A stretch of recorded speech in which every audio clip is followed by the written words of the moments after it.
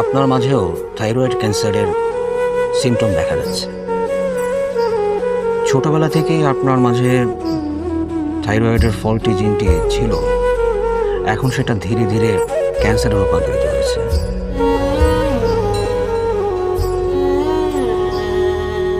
Mrs Inaya,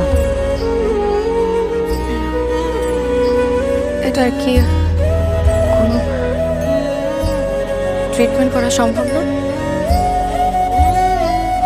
এখন তো medical science অনেক উন্নত হয়ে গেছে, তারপর বলা যাচ্ছে না। সত্যি কথা বলতে কি, আপনি ক্যান্সারের থার্ড স্টেজ আছেন।